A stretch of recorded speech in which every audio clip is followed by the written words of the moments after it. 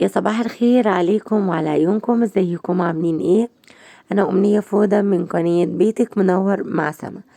النهاردة بقى الفيديو بتاعنا جميل كده وخفيف وحاجة كده بسيطة تقدري تعمليها لولادك بدل ما تجيبي الواحد من بره ب40 و45 وفي اماكن 50 و60.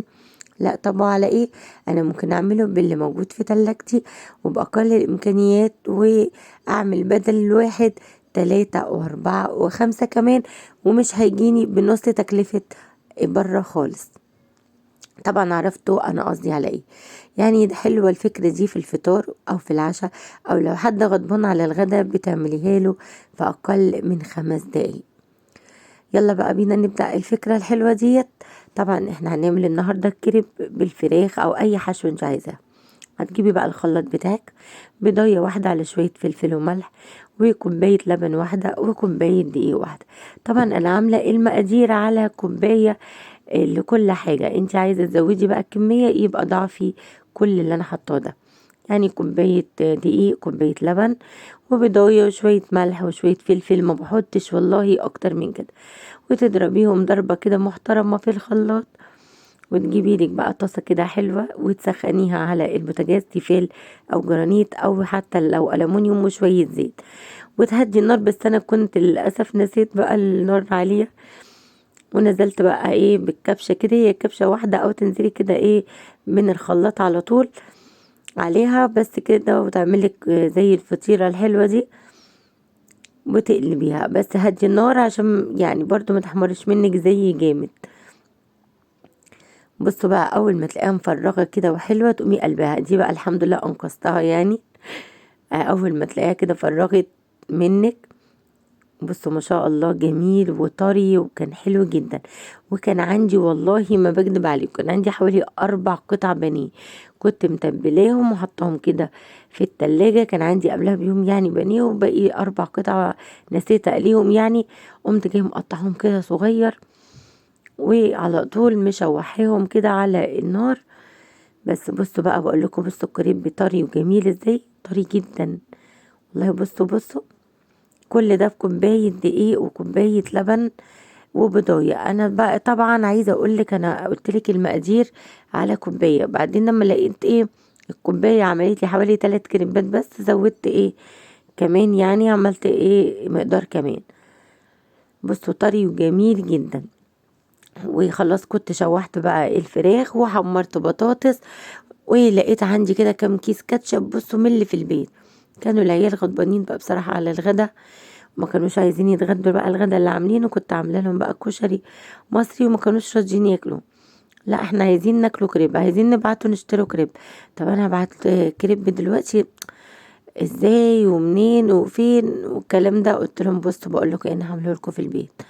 لقيت بقى زي ما قلت لكم كل الحاجه دي عندي، قمت عاملاه في اقل من 5 دقايق والله. وجبت جبنه تركي، مكانش عندي حتى جبنه موتزاريلا. بصوا الجبنه التركي حلوه وهتمط معايا، هتشوفوا الشكل النهائي. بس ما تروحوش بقى في اي حته، وخليكم معايا لاخر الفيديو. وما تنسونيش باللايك والاشتراك للاول مره بتشوفوا القناه، فعل الجرس عشان يوصلك كل جديد من قناتي.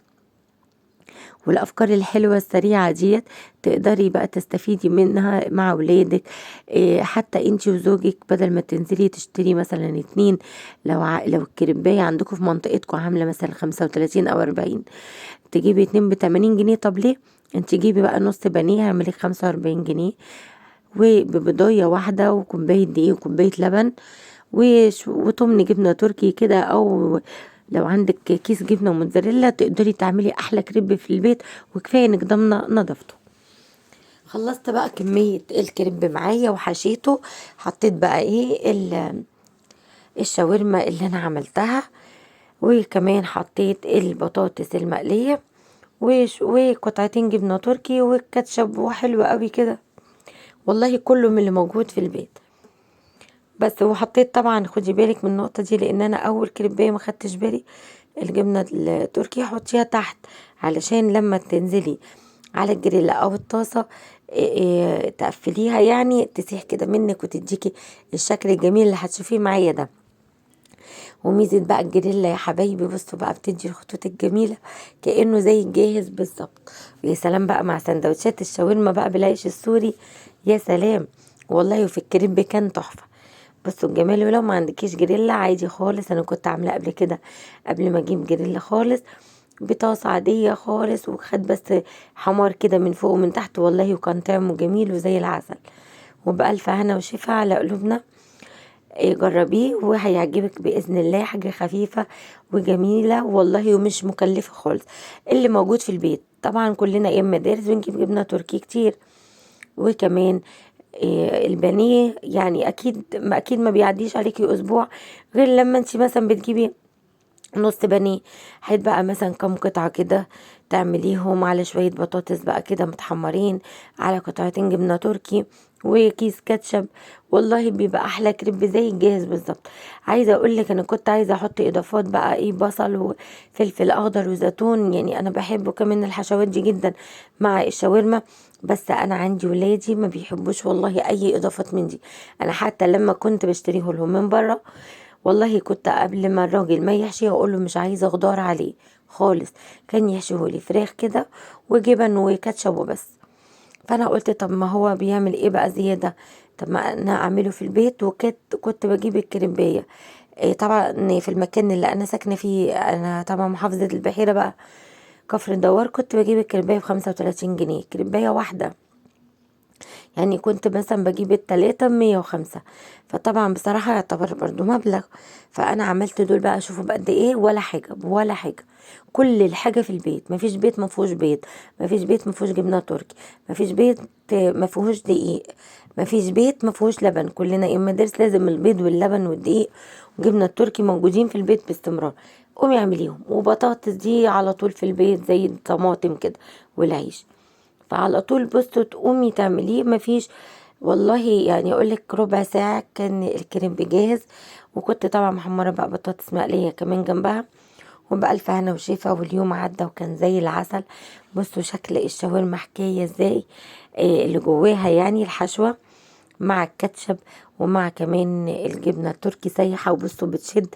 عايزة اقولك بقى ان انا لاحظت ان الجبنة التركي اما بتسيح وبتسخن بتشد كده وبتمط معاكي زي الجبنه الموزاريلا، ويمكن والله احسن، لان في انواع جبنه موزاريلا كتير ما بتمطش كده وتديكي المطه والشده اللي انت عايزاها في الشاورما، او في مثلا سندوتشات شاورما او الكريب او كده. بس شوفوا بقى كل حاجه عملتها لهم في البيت.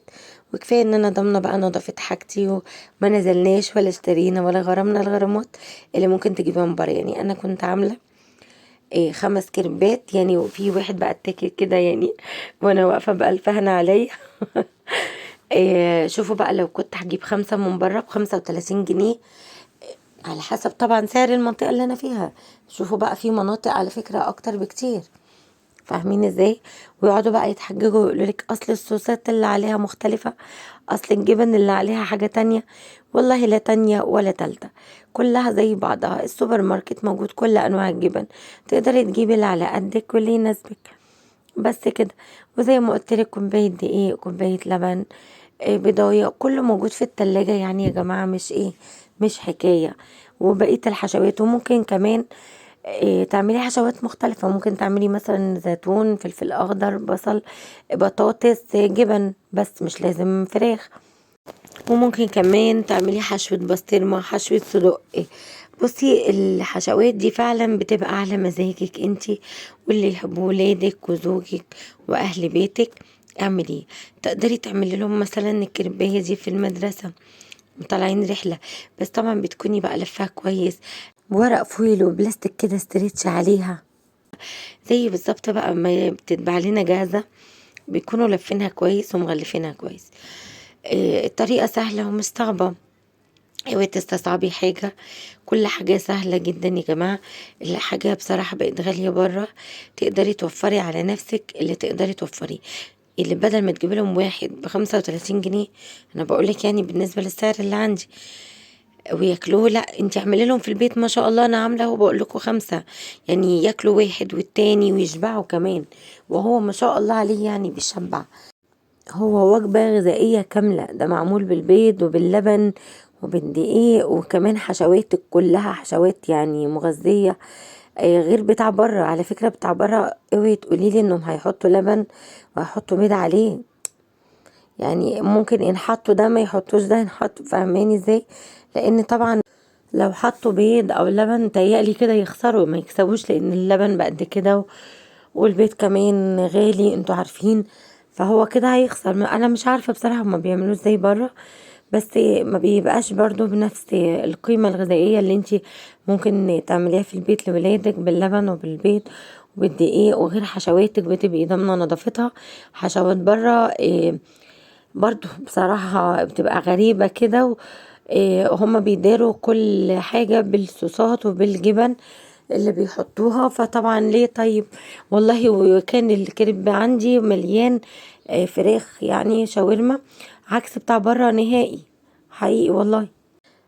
بتاع بره بقى بيبقى معظمه بقى زيتون فلفل اخضر حشوات اكتر من الفراخ، فاهماني ازاي؟ بيبقى الفراخ فيه قطع كده بسيطة لا تذكر، وصوصات بقى جبن وحاجات كده. انما انت في البيت اعملي بقى بطريقة انضف افيد اوفر كمان.